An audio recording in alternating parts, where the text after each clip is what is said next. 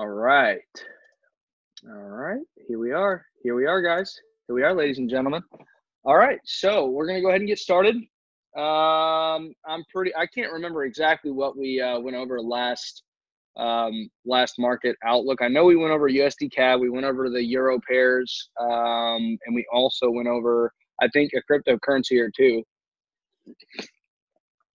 And guys, by the way, this new schedule that I'm putting out, kind of getting used to it. So we're going to be doing market midweek market overview on Wednesdays starting this week. Also and for those that are watching this recorded session on YouTube or wherever you guys are watching it from. Also, Friday we're going to be doing a overcap of the trades that we've gone through in the past week that we looked over on Sunday.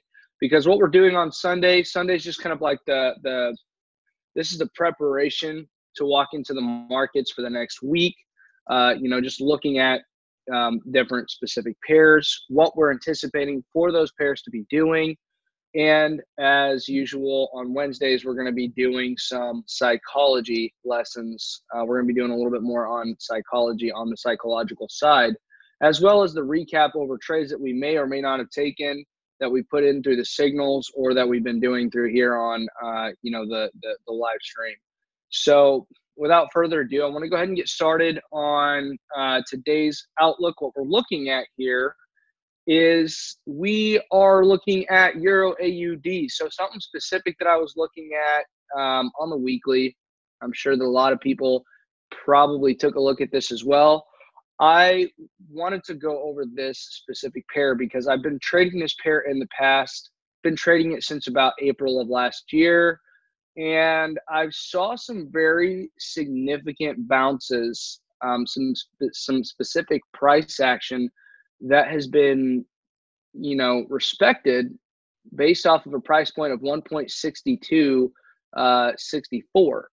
So what I'm looking at are the wicks that have entered the area of 1.6264 and have not quite closed above the price, convincing us of a bullish run to the upside from the Euro AUD. Now, something in specific I think we all should keep in mind is the fact that oil is now on another little bullish tangent. Let me go ahead and pull that up for you guys, and we're going to go over USD CHF here in a second.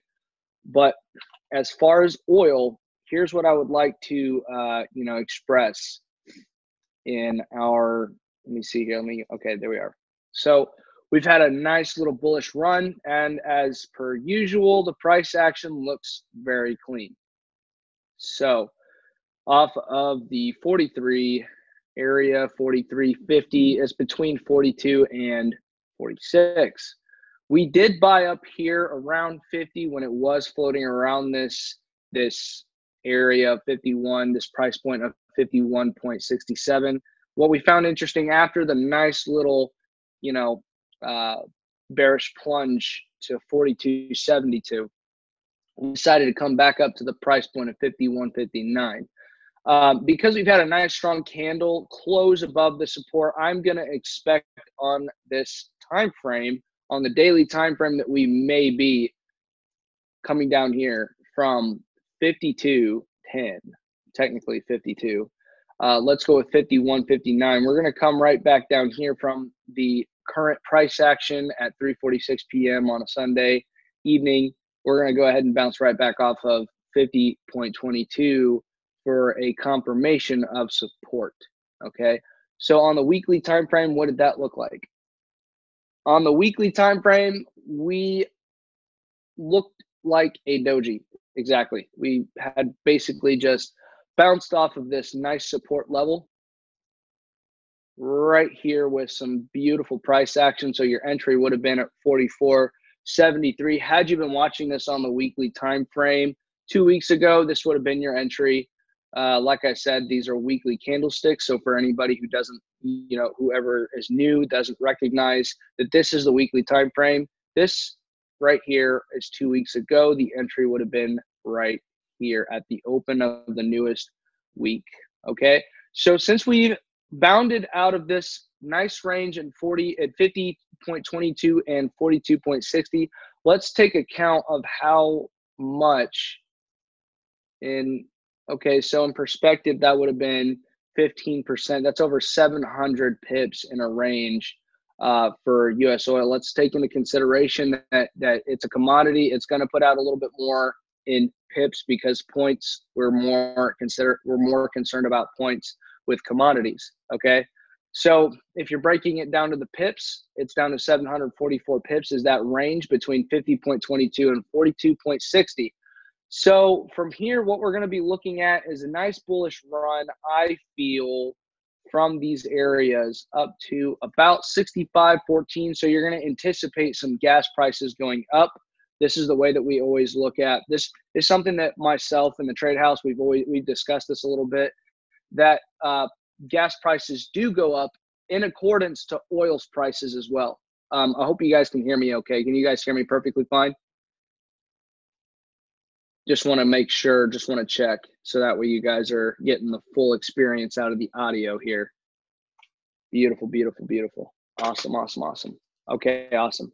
So continuing with oil, we're also going to continue with USD CAD as well. We're not looking into any particular strategy right now. What we're looking into is what can happen in the near future with these pairs. Okay, so Canadian dollar produces its own oil, price goes up. Guess what? We're going to have a little bit more strength in the Canadian dollar.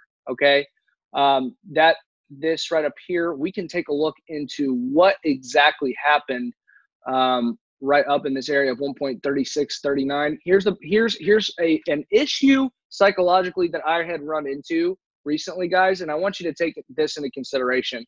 I wasn't my trading was not 100%. Uh-oh, I muted myself. Oops. 1 second.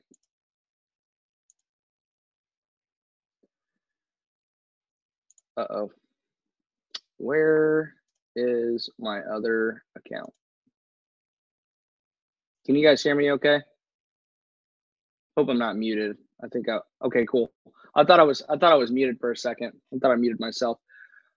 Okay, so anyways, like we were saying, USD CAD, it's going to continue to go down, and here is the exact reason. I was talking about earlier how my psychology was off a little bit.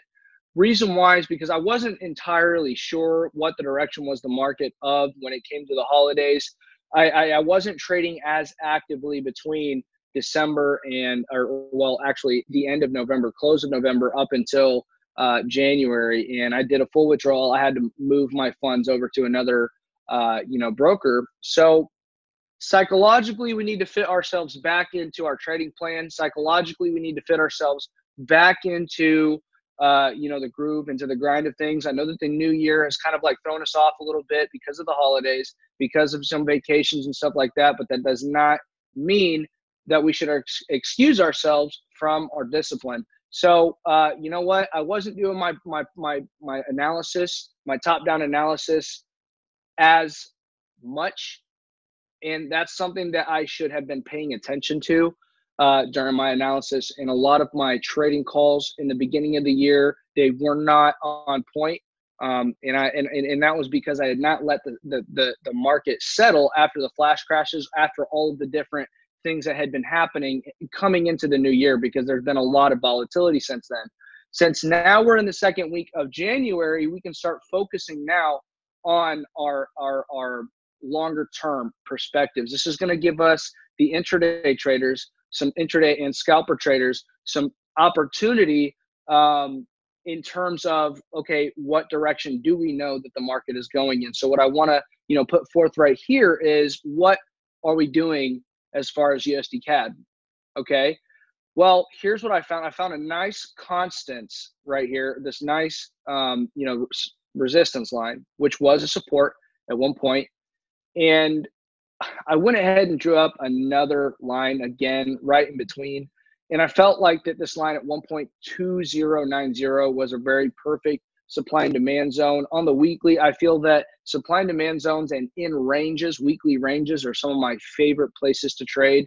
So that's why I'm pulling this up at where it is. Okay. Now, on the weekly, I know that a lot of us don't ever really think about this. I don't think about this too often, but I wanted to express the fact that there is, in fact, a harmonic pattern on here. Okay. This is probably not exactly the well, this probably is the exact harmonic pattern, but I had actually taken it off a little while ago. This would be considered, I feel, a shark pattern. It doesn't really matter what pattern it is, to be completely honest. What I do know is that there's a harmonic pattern on our chart here. And what I also wanted to express is that that is a turnaround point right here. We have pin bars, okay, or not pin bars. We have tweezer tops, okay, and it's a zone that has been reacted off of very strongly, as you can tell from right here in this area. You know, back in May of 2017, it moved very strongly away from it. It moved strongly through it. So that gives us our inclination that this may or may not be a supply and demand zone that we can be trading off of. Okay. So if there's any other perspective as far as, you know, harmonic patterns are concerned, you know, feel free to, you know, help me depict that. This could also be one of the ones that I was looking at right here too. Another one. And there's also potentially another as far as right here. It's probably like right there. So there's a way, there are ways to draw multiple different, you know, patterns there, but let's just focus on this one that we have right in front of us for now. Okay. So like I said, the supply and demand zone is the supply and demand zone, you know, criteria are met. So let's go ahead and dissect like what type of candlestick pattern are we looking here. So I wanted to show you right here the Marubozu candle. Everybody should know, if you guys have been following this for quite some time, the Marubozu candle is specifically either a continuation or a reversal pattern, followed by a strong bearish engulfing. Now, what we're going to look for opening on the weekly, I would really like to see, honestly, a retracement. I really want to see a retracement coming from this, you know, from this impulse leg. And the reason why is because I really want to get into this trade. Now, if it doesn't meet the criteria as far as like, because what I'm wanting is either a 38.2, a point, you know, a 50%, or somewhere in this area, you know, of the 61.8, 70, and 80 range. I don't know if that's going to be necessarily possible, but I think the 38.2 only because there is a little bit of accumulation in the area of the 38.2. And that's where the previous support flip resistance is. So that is where and why I would, you know, particularly come to this, you know, 38.2 as a continuation level, where I would feel as if that it would be necessary to sell from that area. Okay. Now you can always, if you guys are an IML, also check the harmonic scanner. I'm not entirely sure if they do weekly, if it does a weekly harmonic, but if it does a daily or a 4-hour, that'd be also even better confirmation. If you guys use the harmonic scanner like I do. So also, like I said, when we were talking about the whole oil thing, let's dissect this for a second. If oil is going to go up, then it would make sense that you know, the Canadian dollar is also an exporter. Yeah, it's an exporter and producer of oil. So it only makes sense that if prices of oil go up, that the Canadian dollar would have a stimulation from said price going up from oil. So let's keep that into consideration when you guys are trading USD CAD. If you guys feel like it's bullish, let's look at the other side of things here. Okay. So if we go to the weekly, what does that look like? What does that tell you? That tells you it's almost kind of like the same thing that USD JPY did, right? You remember how we were looking at USD JPY and we kept walking it up and down? We keep walking it up and down from, you know, this level, like this right here. And I'm going to turn this a different color so that way you guys can see the perspective. from about this range, we would walk it all the way up to 114, 114.50, 113 or something like that. And our original entry from this sell-off was right up here at 113.76 or 113.65, whichever level that everybody entered on. That was our level that we entered on. Okay. So what I'm saying is this: when you're looking at this entire level, when you're looking at 114.44 as the conclusion of the resistance and the supply and demand zone, what are the different things? What are the different things that happened? There were gaps, there were candlestick patterns that confirmed reversals. Okay. And there were also wicks that reached up into the 114 area to take out all the buyers, right? All the buyers are going to go way the heck up here. We're all thinking we're going to go bullish for a second, but that never, ever, ever happens. And what do? We flash crash all the way down to 104.55. And that was on Jordan and Zachary Hogan's crypto channel. They also were talking about USD/JPY outside of the cryptos that they were talking about. Okay. So every single time that we get on these weekly webinars, I'm always talking about candlestick patterns and price action and structure. So let's continue to use that information that we're being presented, these candlestick patterns like this doji right here, this moment of indecision right in the area of supply, or I mean, this is a demand area, obviously, and it moved strongly away from it multiple times, and we have strong candles moving through it, right? So let's look on the monthly. What kind of candlestick pattern do we have here? Okay, we have there. Let's remove this yellow box really quick. Let's get this out of the way. Okay, so an indecision candle, obviously, it was trying to be bearish, did not do that, rejected the monthly level of 42.60. I mean, come on, it's been bearish for like ever. It's been bearish for now 4-5 years. Are we seriously going to continue a bearish? Are we seriously going to continue a bearish trend? Yes and no, but no, because look at the wicks. The wicks are telling the story on U.S. oil. Okay, so if oil's going up, we're going to be going up. We've got a nice bullish engulfing candle. It's engulfing all the rest of these candles right here in this range, right? Now, remember, the candlestick patterns have to be in a specific area, and that means in structure, where structure is, where the best pieces of structure are, the most important pieces of structure, which is going to be in supply and demand. So keep that in mind. That's where we have to be in order to make a decision and execute based off of the data that's right in front of us. Okay, so I'm hammering it in your head right now. Long term, oil goes up, and if that means if oil goes up, Canadian dollar shoots down. And then that's the same thing with the Australian dollar. So going into not Euro USD, going into Euro AUD. So I mean, the weekly candlestick structure makes so much sense so that we could go from 1.6264 or the variation on the theme, the 1.65, all the way down to say about 1.16. I feel that is pretty obvious. Not obvious, but also pretty reachable. And why? Because if we study the same things, if you study the same things as I do, when we're looking at candlestick patterns and structure, supply and demand, we're always looking for gaps, right? So this gap hasn't been covered yet. Obviously, we got to come back and cover that gap, right? What's the same variation on the theme when we're walking into Euro USD? Same damn thing. So, I mean, we can come up here to 116 or 117, 118. There's a possibility there. But let's go into the weekly. Let's take a look at what we're talking about in the weekly. Still a gap right here. It's still dictated. See, and euros, this is the funny thing. Euros on the other side of this.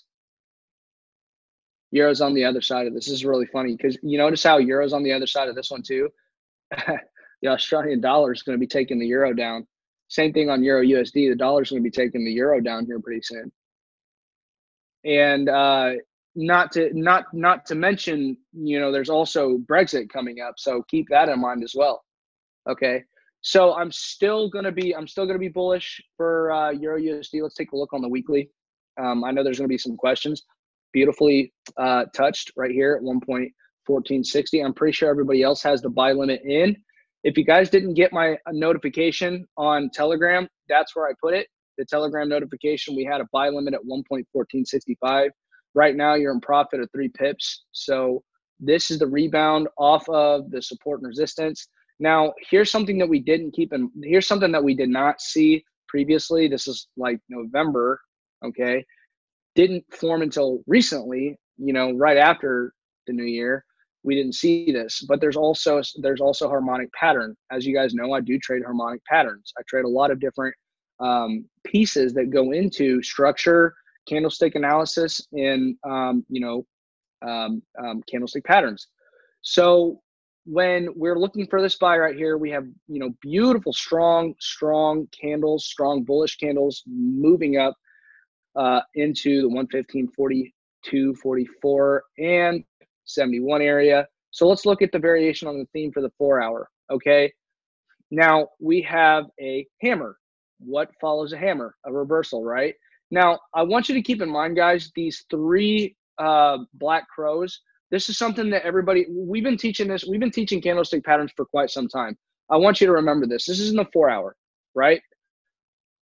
It looks as if that would be a valid candlestick pattern, but we also need to keep in mind the supply zone that or the demand zone that we were just reaching into earlier at 113, at 112.80, at 112, 68.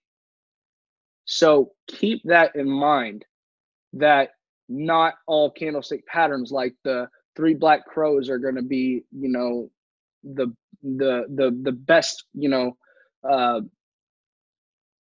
candlestick pattern or candlestick, signal. What I want you to keep in mind is as we're going into these trades, we're building a case. We have to build a case like a lawyer. That's basically that's what this business is. We're building a case just like a lawyer, and we're going in here making sure that everything adds up, all our facts add up, because if we don't come at the market with the facts added up the correct way, breaking it down from the weekly, even sometimes the monthly, we can get some stuff wrong and really screw ourselves in the long run.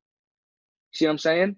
So we need to make sure that our facts are straight. We need to make sure that, we're looking at candlestick patterns, because guess what? Candlesticks have been around a whole lot longer than a lot of these methodologies have been around. Keep that in mind, okay? Candlestick patterns have been here before 1600, 1500, like BC, okay? People have been investing for a long time, okay?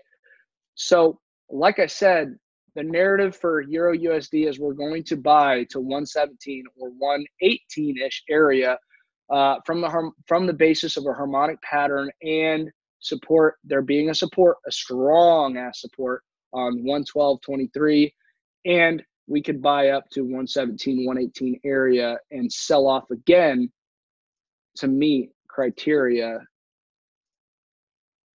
to hit 1.08. So there's your narrative on Euro USD, and we'll submit this on YouTube so everybody can go back and take a look at that. The synopsis on Euro AUD, same thing, except the fact that we do not have a harmonic pattern. We may or may not have a harmonic pattern. I'm not entirely sure. I'm not going to go and venture into it, but the candlestick analysis is enough for me to know on the weekly time frame that we're going to be selling for quite some time. Look, and our 1.42 is our first target. Okay, so let's look for a way to enter into this market. Okay, cool. So we need to find support first, which would be at 1.5829. Once we find that support, then we can look for retracement again. The retracement is going to be right back up here to 1.60. What I'm anticipating is the bounce to 160, and then we can go ahead and sell again down here to 1.54. That would be our longer term trade idea. Is everybody following? Cool.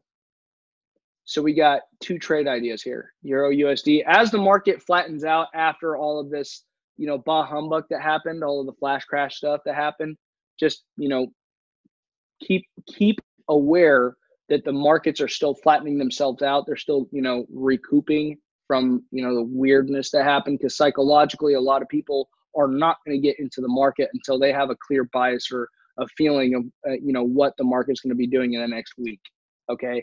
So USD CAD, again, we're looking for the entry. We're looking for the entry on a smaller time frame. We're going to go into the 4 hour. We're going to take a look and see 1.3364 possibly being the area that we re-enter onto. That's what I'm looking for. And if it doesn't, no big deal. It's going to sell off. It's going to give us some opportunities within the week to 2 weeks to sell it down to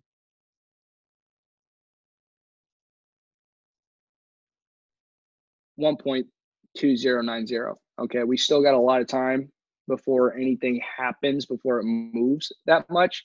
That's about 1,000 pips, guys. So keep that in mind. And that concludes my market outlook. I felt like these three, including oil, let's go ahead and pull up oil really quick.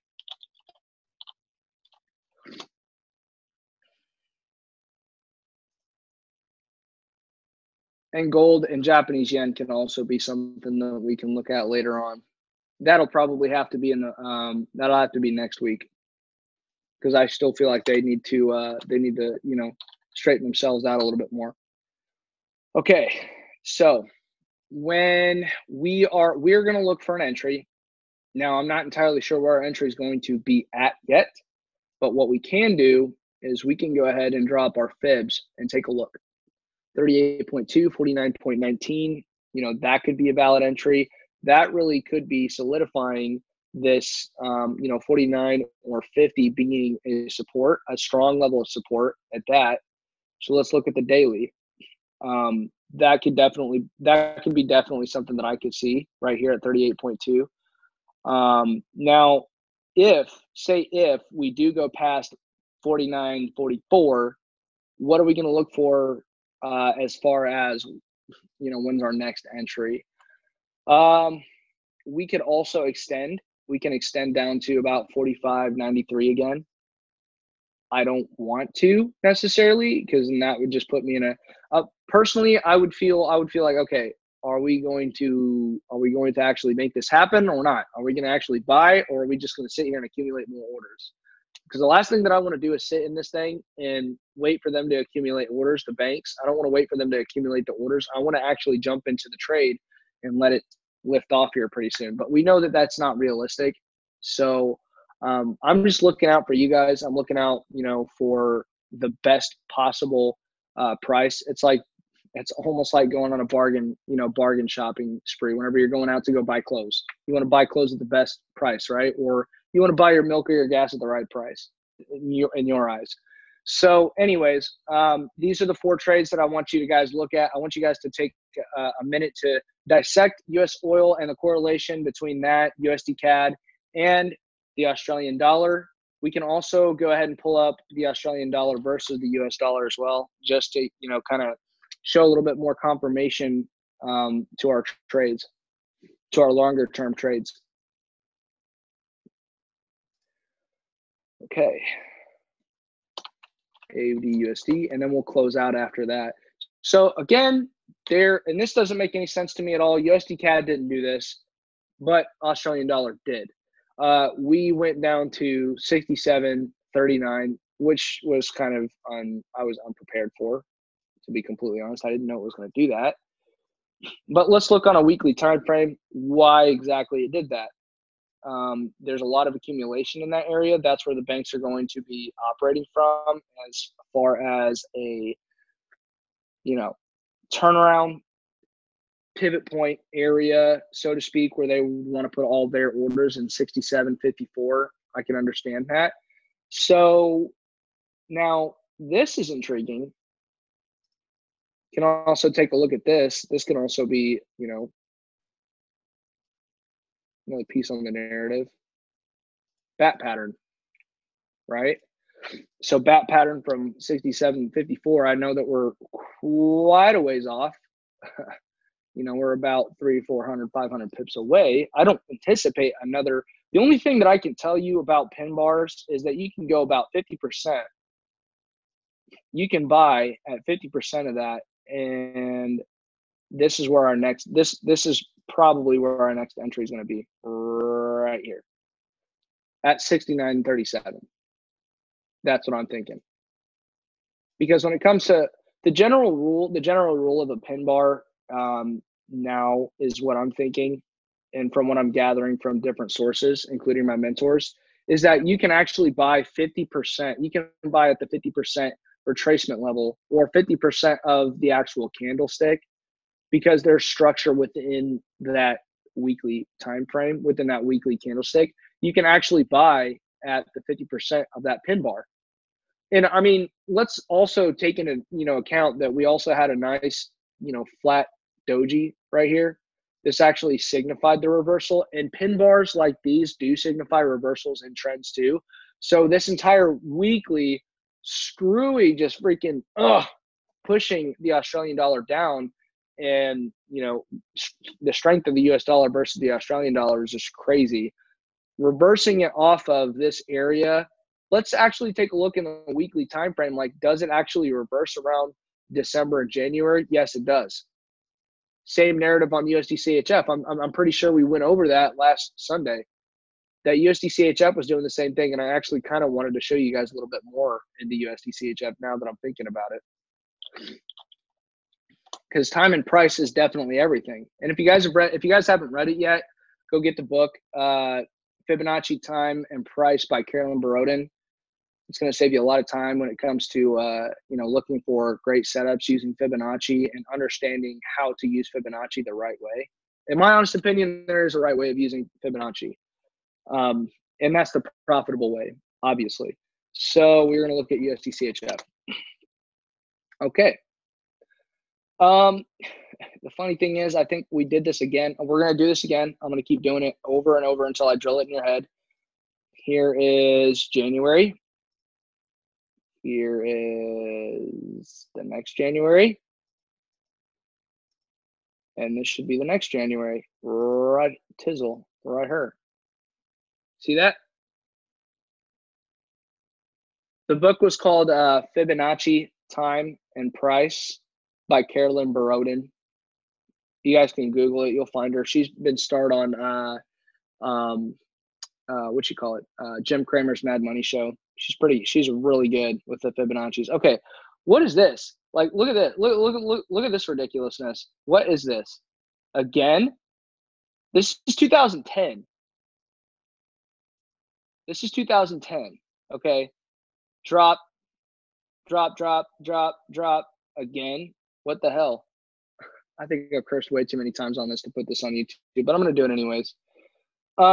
So what I'm thinking, here's what my inclination is. I mean, we've got a beautiful pin bar up here at 1.01, 1.06, 9, 10.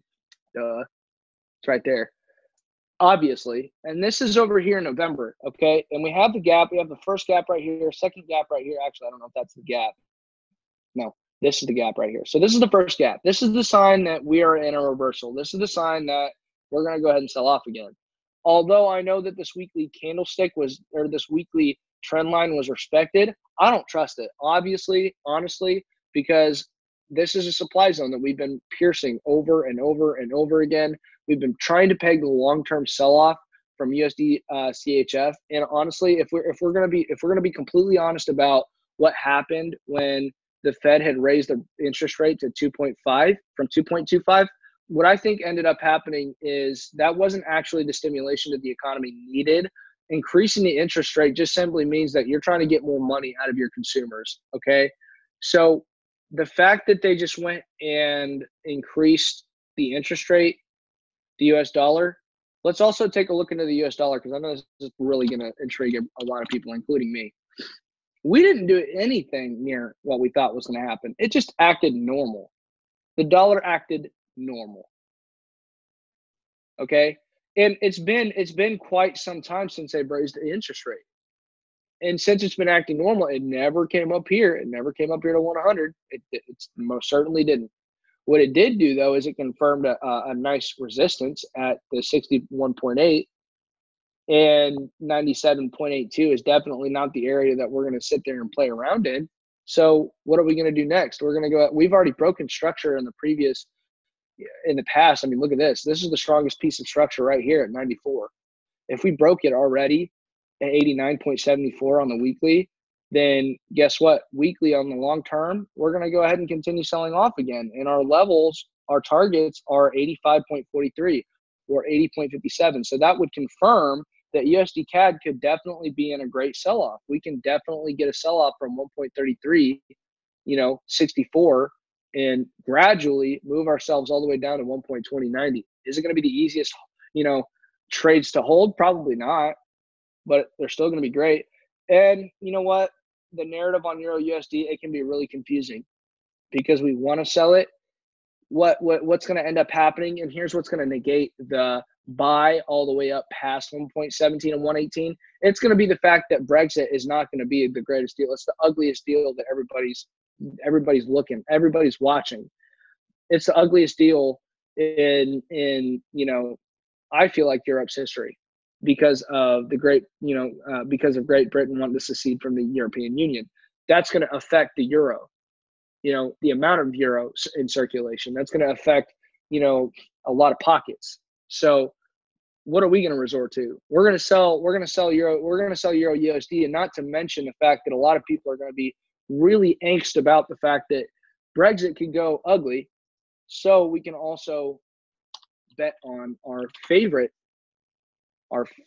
piece of art, the Japanese yen. We can always bet on the Japanese yen and our ability to understand that this is a safe haven currency. So with the fact that Brexit being an ugly deal, with the fact that we're in a China trade war, it's pretty ugly already. We already know that the avid investors, by looking at this candlestick, at this whole chart, we already understand where smart money's moving, where the avid investors are moving. They're moving into the yen. They're moving into oil. Okay, prices are going up. They're moving into the Australian dollar. They're moving into the Canadian dollar. So the theme on the narrative here is that the US dollar is not going to succeed against everything else. And in these particular in these particular pairs that I'm looking at right now. This is just from my strict analysis, from the information that I'm gathering. Gather your own facts, do your own due diligence. Take trades that are in your trading plan. Okay, but these are what I'm looking at longer term. But I'm looking for those entries. Now, intraday, we already know what the intraday strategy is for Euro USD. We don't need to go over that again. It's in YouTube. We'll go in more in depth later about it. So with that being said, ladies and gentlemen, I'm going to upload this entire video on YouTube as per usual, guys. Let's have a great trading week. Wednesday, don't forget, it's going to be at midnight 30 Central Standard Time. It's going to be in the Telegram chat. If you guys don't have it quite yet, message me, Facebook. Let's get it. I love you guys. Let's have a successful 2019.